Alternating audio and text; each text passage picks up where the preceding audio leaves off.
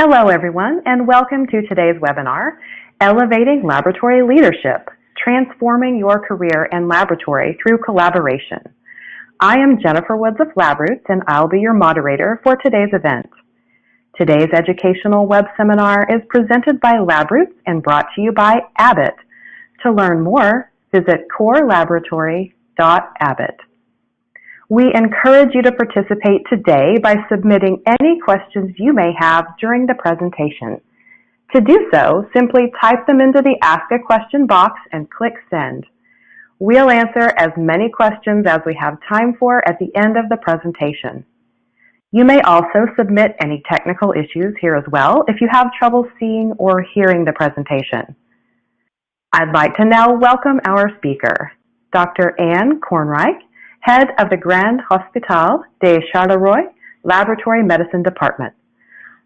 Dr. Kornreich, you may now begin your presentation.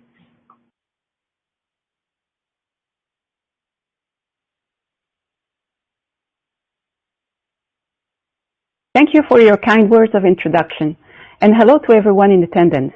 Today, I will talk about my personal experience in changing my career and the laboratory. But first, I would like to disclose that this program is supported by Abbott, and the views that I express in no way constitute a claim. During this talk, I will describe my career transformation and try and infer from it the key qualities and training needed to progress to lab manager. I would like to stress that this talk is centered around a hospital lab and not a private lab. I will next explain how the laboratory can play a key role in driving strategy through greater collaboration with the hospital in both clinical and financial directions.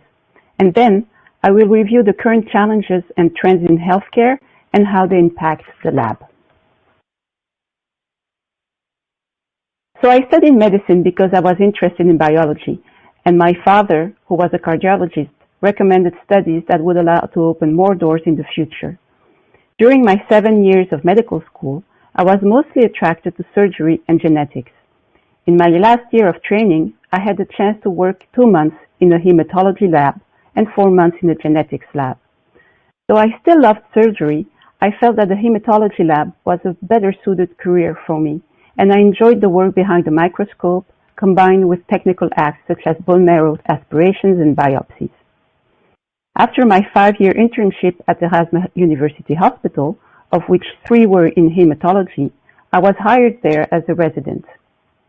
I started teaching laboratory hematology to the interns who were training in our lab and also taking on more responsibilities.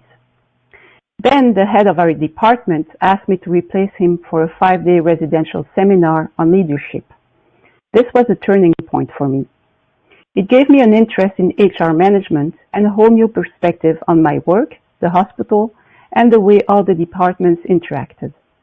Then, through a combination of circumstances, I took the head of the cellular hematology lab and reorganized its activities and managed the 10 lab technicians that worked there. Those were my first steps in management. After 17 years spent at the university hospital and knowing that I didn't want to pursue an academic career, I decided that it was time to spread my wings. So I left the university environment for a private hospital where I headed the hematology lab. The hospital being small and the activity reduced, it gave me time to explore new avenues for my career. I became the president of Scientific Society, namely the Belgian Society for Advancement of Cytometry, and completed a master's degree in hospital management in evening classes. After 20 years of frontline hematology work and long conversations with my husband, whose area of expertise is administration and HR management, I realized that I was ready to take a step back while using all the experience I had accumulated in the field of laboratory medicine. That opportunity arose in the shape of becoming the head of the laboratory of a big private hospital of 1,100 beds.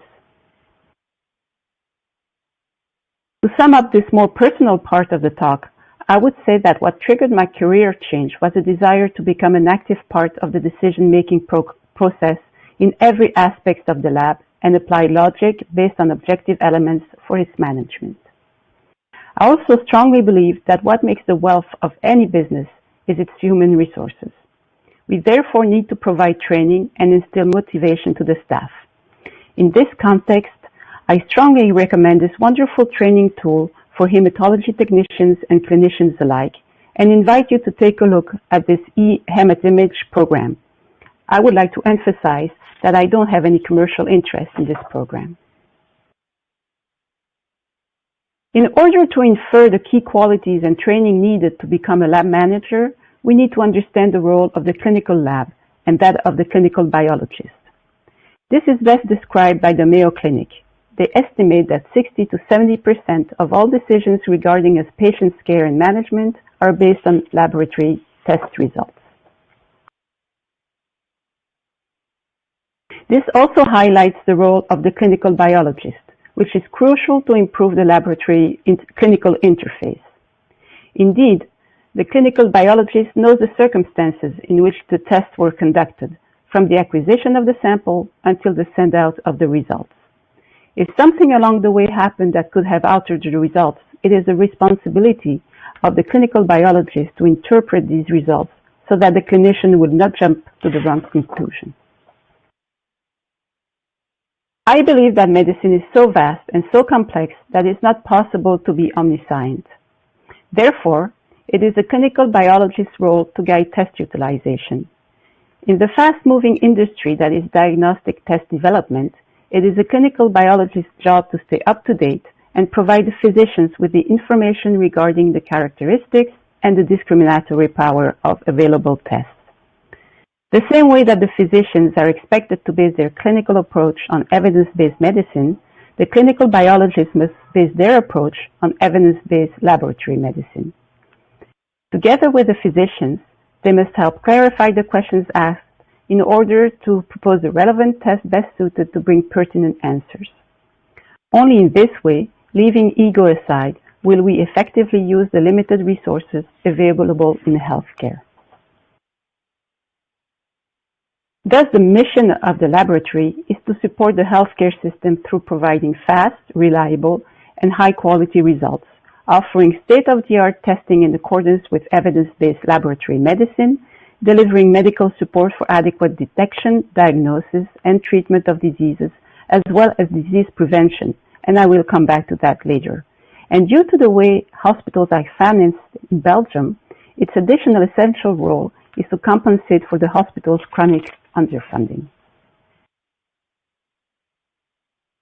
Knowing all this, I would like to share my thoughts on what is needed to successfully achieve good laboratory management.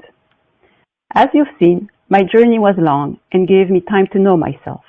You may be faster than me, but it will still take time and you won't become a manager overnight. It's important to examine your motivation before taking on this challenge. And I think that you will have a better chance of success if your main objective is to do things better according to the vision you have for the lab, for its workers, and for its clients. Their success and well-being will be your success and well-being. It's paramount to know what I call your playground rules, which will guide your choices and decisions. For instance, know the local rules and regulations for the lab, for HR management, and for equipment acquisition. Learn how the lab is financed. And if I have one piece of advice to give, it would be, always come prepared to meetings. If you don't, it's a waste of time and energy. Be present. Don't look at your phone. Listen. Don't lose sight of your objectives and don't be afraid to ask questions. And if your questions have not been answered, don't make a decision so long as things remain unclear. So, now that you're the lab manager, you must define your vision, meaning the objectives you aim to reach. In my case, the aim for my lab is to become a lab of excellence, ISO 15189 certified, offering a very wide range of relevant tests in order to control the quality and speed of the results transmitted to the clinicians, all consistent with the new funding measures in the sector in order to ensure its financial profitability. Defining your vision will give you the guiding thread you need to follow in all your projects. The lab is a major element of the hospital, and its organization must be consistent with the organization of the rest of the hospital. Here I share with you the 5 pillars that have been chosen in my hospital and that are the same in all the care poles. Each pole defines its key performance indicator within each pillar. It is your job as a labs manager to think about what you aim at for your patients and for your prescribers, which are also your clients. You must also define your economical objectives and how you're going to reach them, with what process and what resources. And then you have to be able to measure the effectiveness of everything you've put into place. Those will be the objective elements that will guide your decision-making process. So what are the care poles I've been talking about that define the hospital's organization? The care poles are functional units, grouping doctors and hospital practitioners working together. They represent a significant volume of activity and are dedicated to a homogeneous group of patients, for example, geriatric patients, or a homogeneous group of pathologies, for example, cancer. So they can be made up of one or several departments, whether medical or surgical or both. In my hospital, there are 10 clinical care poles centered on systems and 3 support care poles, which are the lab, the imagery department, and the acute care medicine department. The hospital's medical director and the 13 care pole heads constitute a committee that meets every 2 weeks to discuss transversal projects. Additionally, this committee, joined by the directors committee, constitutes the strategic committee of the hospital, which meets twice a year and defines the objectives for the hospital and the necessary means to attain them. For example, the decision to aim for the accreditation of the hospital was taken by the strategic committee. So what drove the reorganization of the hospital in care poles? Well, mainly the evolution of medicine and healthcare policies from individual medicine to comprehensive healthcare. This requires multidisciplinarity in the management of the patients, and therefore, the idea was to gather a set of clinical functions to achieve that in an efficient and harmonized way. And thus, everyone reaps the benefits of this organization. The patients, through coordinated and organized teams to take care of them in a multidisciplinary approach. The care teams that can combine their resources and skills and share their expertise. They have a more holistic view of their patients, and transversality is facilitated because there's a single point of contact for each pole with a power of decision. And finally, the general practitioners find satisfaction in this system because their patients are assured the best skills in the same entity with multiple entry points for the same pathology. For example, for a herniated disc, it's the same pole and the same coherent care path for ortho and neuro. So I want to share with you how our care poles is structured. The lab is headed by either a medical doctor or pharmacist with a master's degree in laboratory medicine, which we call a clinical biologist. Other clinical biologists with specific competence in biochemistry, hematology, or microbiology work in their respective sectors. All are independent contractors, thus only have a functional authority with the team managers and the lab technicians working in their respective sectors. Together with the team managers, the clinical biologist organizes the sector's activities and develop and define the tests that are to be used. The hierarchical authority is exercised by the lab's executive manager for the administrative aspects of HR management, and by the scientific manager in collaboration with the clinical biologist for the scientific validation of the tests. All the lab's activities are supported by ancillary functions, such as quality assurance, IT, and various administrative tasks.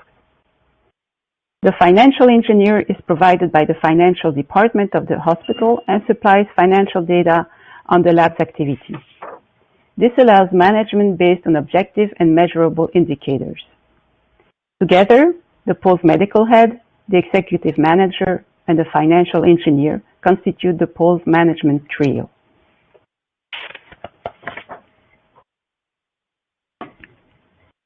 And that brings us to the financial aspects of the job and understanding the constraints we must face. The basic concept that underlies our social security system in Belgium is solidarity. This solidarity is guaranteed because all working people must contribute to the system based on their salary, and all citizens contribute through their taxes. Thus, the funding is provided by three sources: the state, the employers, and the workers. More recently, a fourth source of financing is a percentage of VAT receipts and additional excise duties. The National Social Security Office collects all those revenues and distributes them among the 7 branches of Social Security. Among those 7 branches is the compulsory insurance for all Belgian citizens for medical care and benefits.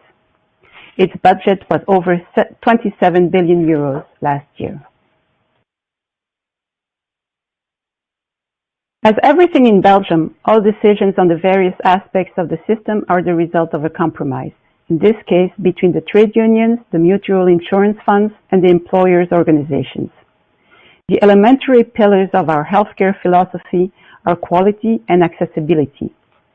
The principle of free choice is paramount.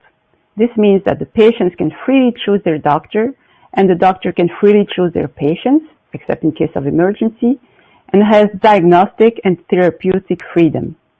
Of course, this has a cost, and therefore, the key challenge will be increasingly to provide healthcare that is both affordable and accessible while still maintaining high quality. I would like to discuss with you the various factors that threaten our current model of healthcare financing.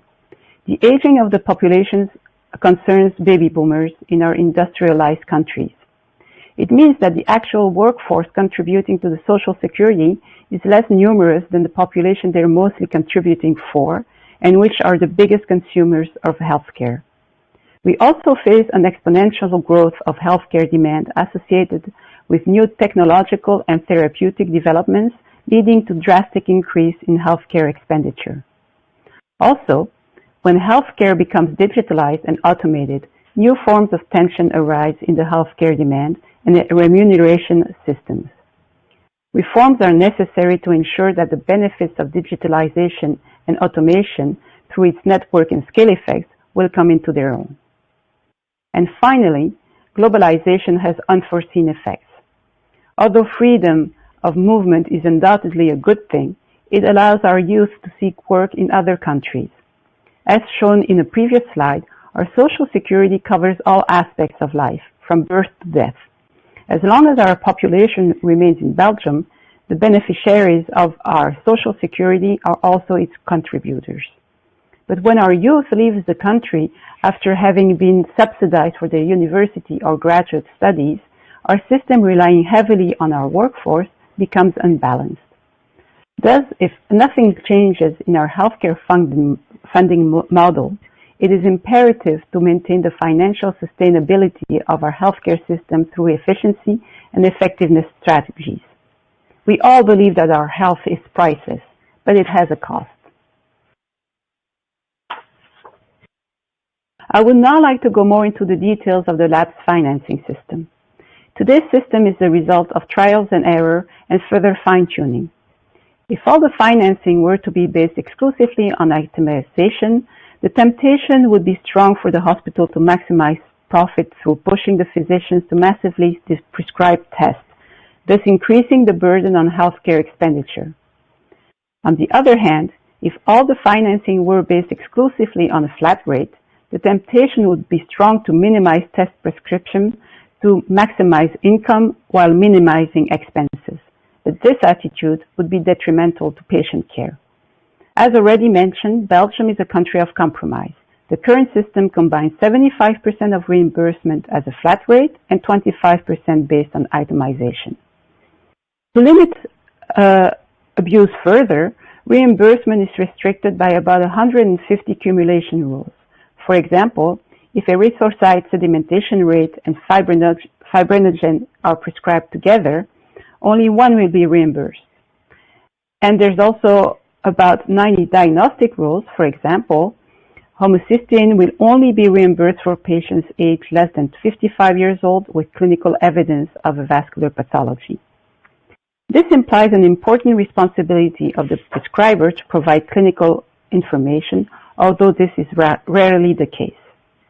More recently, new flat rates were introduced for low variability care. For example, there is one flat rate for hip replacement, and the distribution of the medical fees among the specialists involved in the patient's care is determined by the National Institute for Healthcare and Disability Insurance.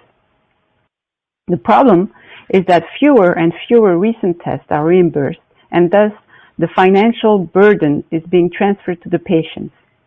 This jeopardizes healthcare accessibility, one of the fundamental principles of our social security system.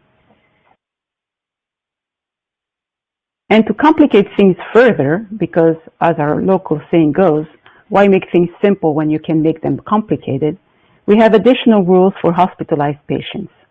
There are 2 more flat rates paid to the lab for each patient admission, and another one for each hospitalization day, and this one based on the case mix of the hospital.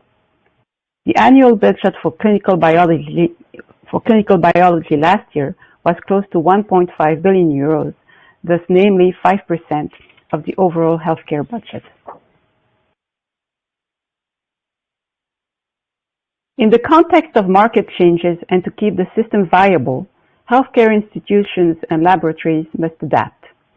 This has led to the reorganization of the hospital landscape into networks facilitated by digitalization to share patient data.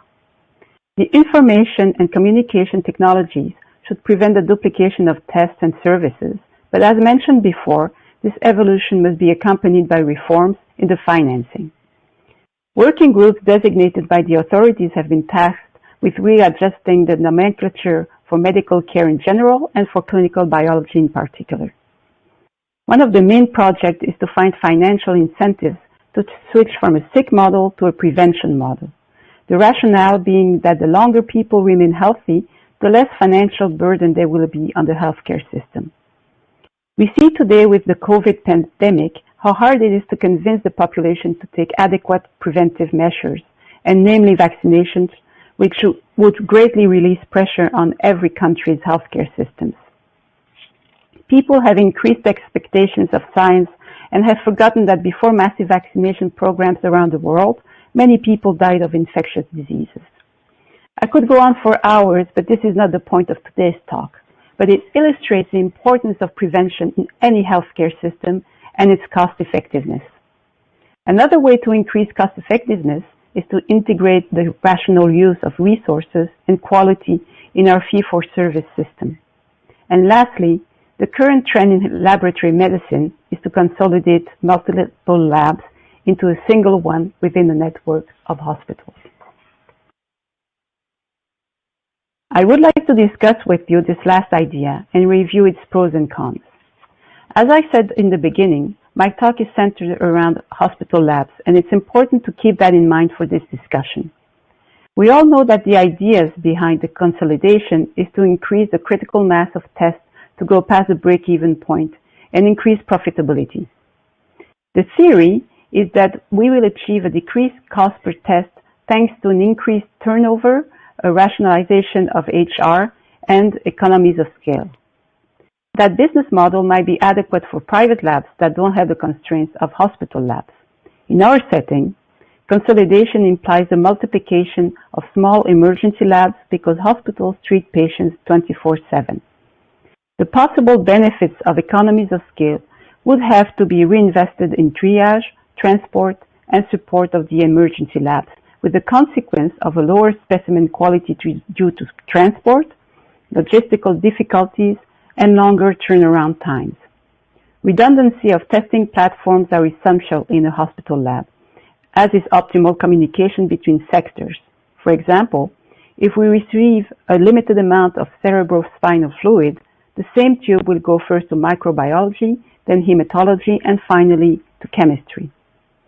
In the same way, a direct contact between hematology and the blood bank will speed up the bleeding patient's management.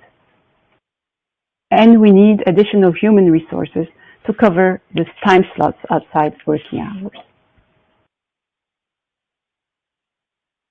I would thus propose an alternate model in the hospital setting. I believe that each hospital of the network should keep its in-house lab with all the main routine activities, which include all the emergency tests.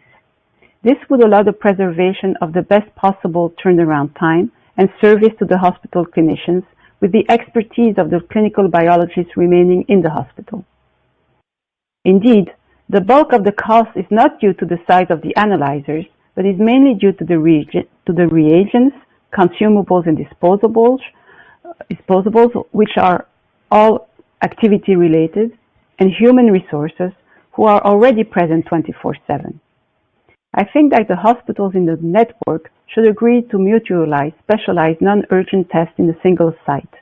This is where consolidation is the most cost-effective without affecting quality or service. I'm thinking of activities such as autoimmunity, allergology, mass spectrometry, etc. And this brings us to the end of this talk.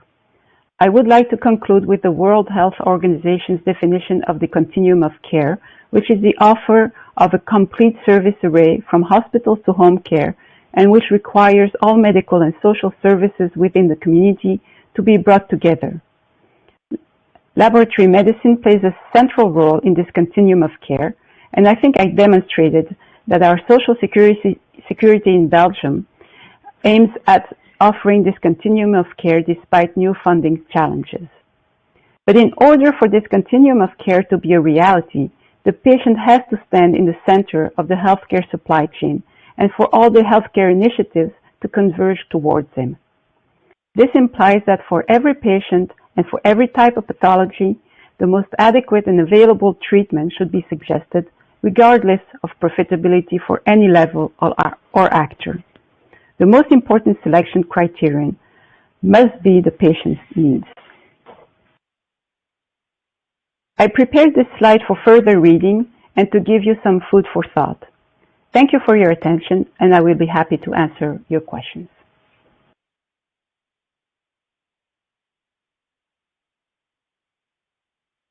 Thank you, Dr. Kornreich, for your informative presentation.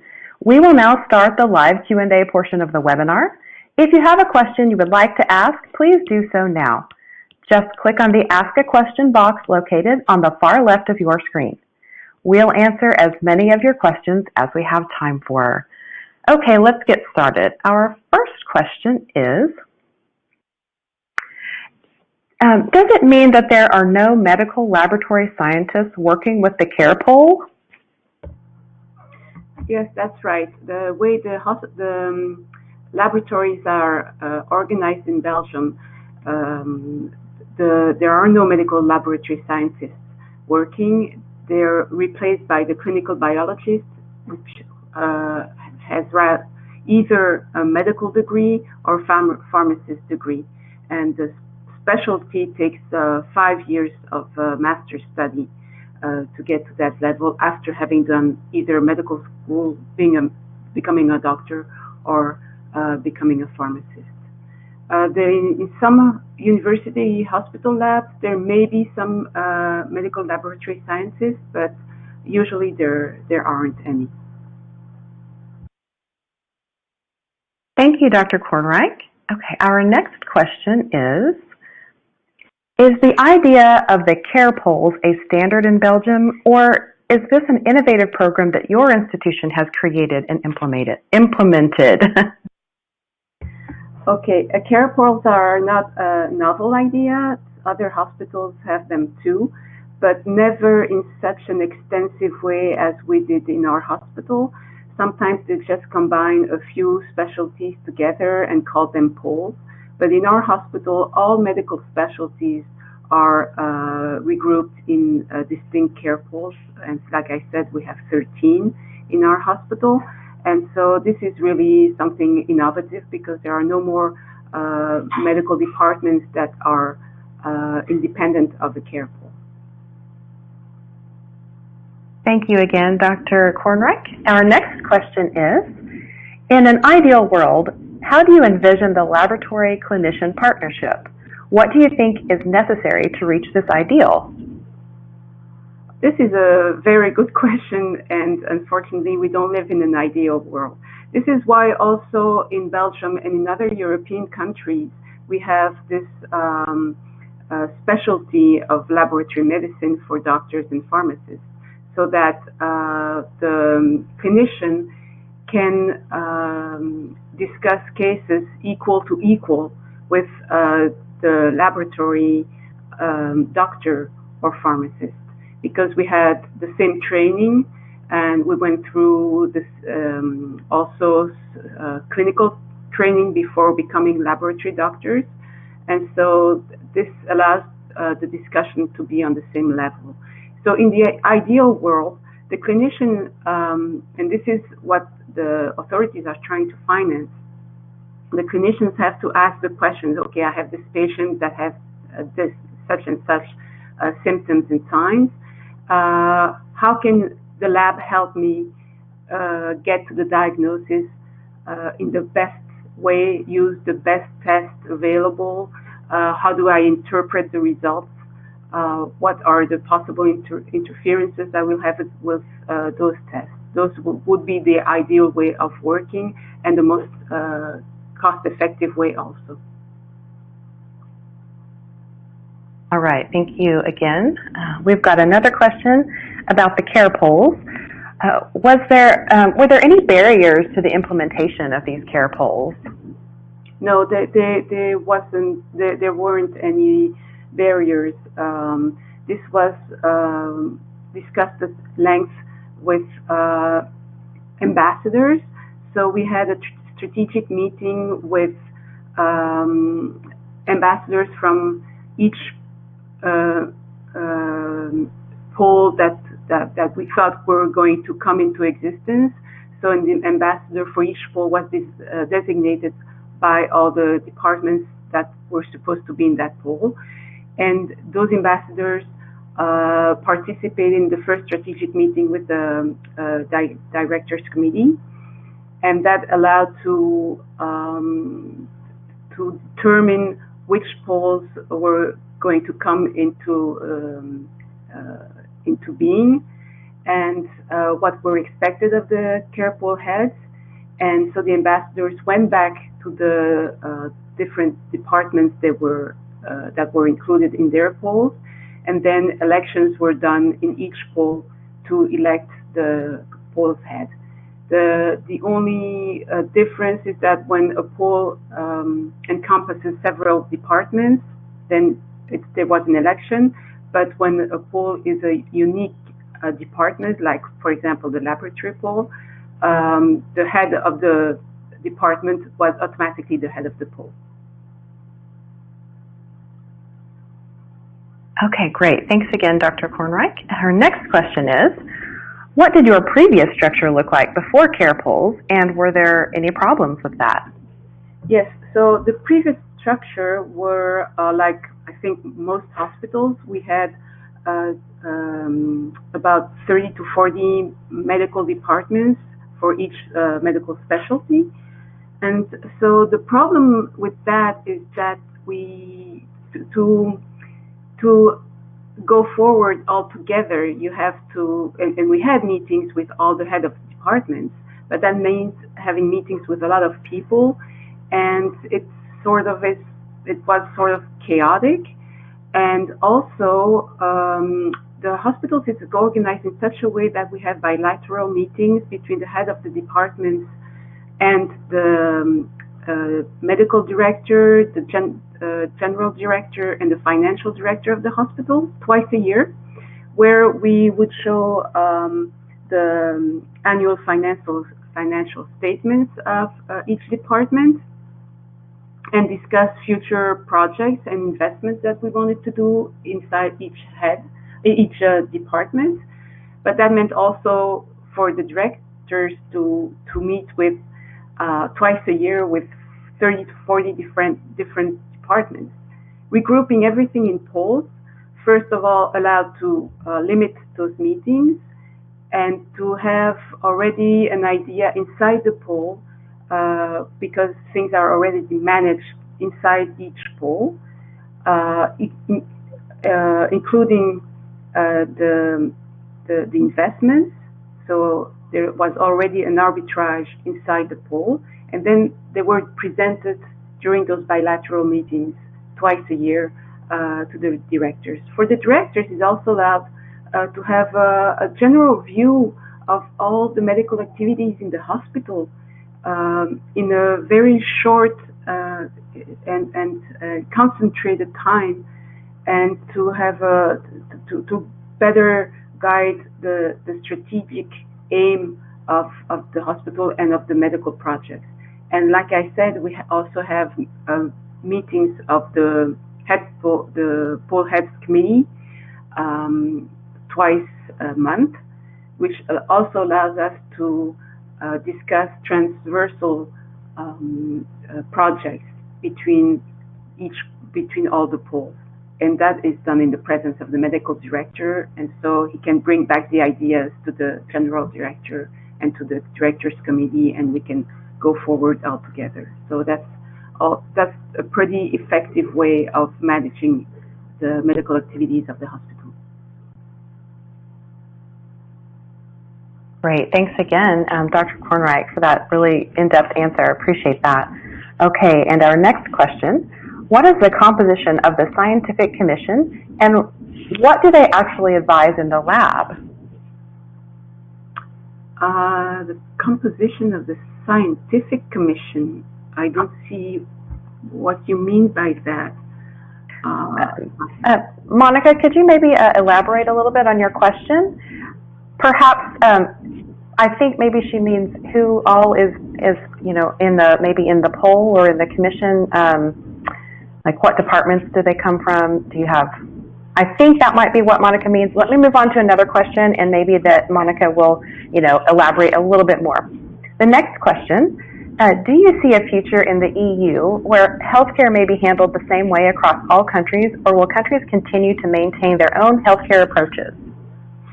Well, again, I think this is a question where there's the utopia of having maybe everything done the same way everywhere in Europe, but the reality of things is that all the countries in Europe have difference in living standards and in demographic pressure and medical services and technologies, and that would make it very difficult to have a homogeneous way of handling healthcare throughout Europe. There are probably things that we can do together, and I think again the COVID pandemic showed us that it's necessary to get together for infectious diseases which know no borders, but maybe for other healthcare issues, those still have to be handled within each country. As an example, in Belgium we have 9 ministers for healthcare, because the country is so divided between communities and regions and different languages. And it shows how difficult it is within a country to have a uniform way of managing healthcare. And doing that at the European level seems to me like something that will be very difficult to achieve.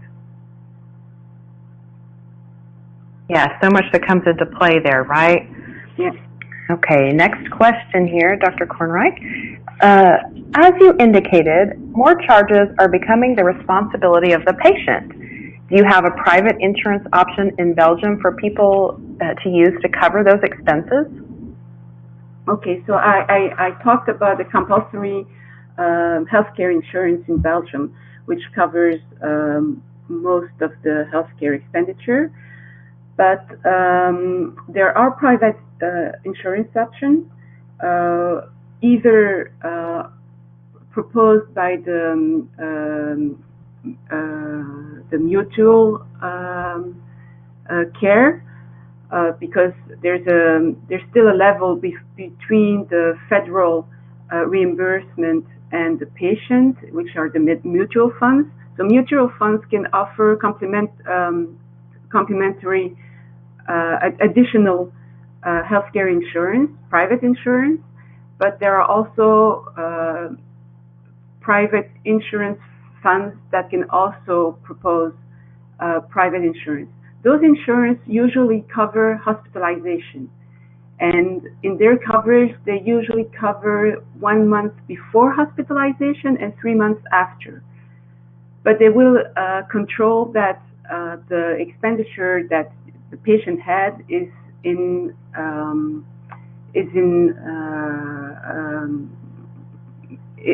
within the pathology that was treated during hospitalization. So they won't cover all the outpatient costs.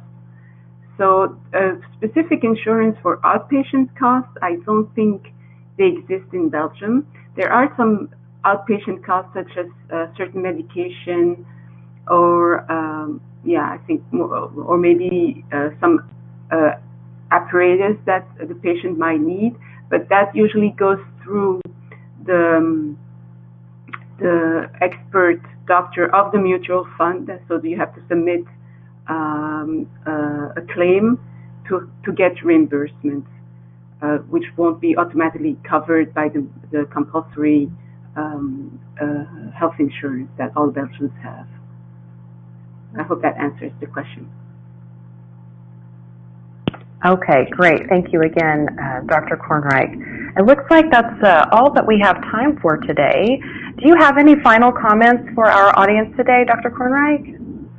No, I hope you found the talk interesting. There are a lot more information on the slides than what I explained during the talk. So I hope you will find by rereading the slides answers to questions that maybe you didn't have a chance to ask during this Q&A. And thank you for attending, and thank you for your questions. Well, thank you again, Dr. Kornreich, for your time today and for your important research. We would also like to thank LabRoots and our sponsor, Abbott, for underwriting today's educational webcast. Before we go, I'd like to thank the audience for joining us today and for their interesting questions. Questions we did not have time for today, and those submitted during the on-demand period will be addressed by the speaker via the contact information you provided at the time of registration. This webcast can be viewed on demand. LabRoots will alert you via email when it's available for replay. We encourage you to share that email with your colleagues who may have missed today's live event. Until next time, goodbye.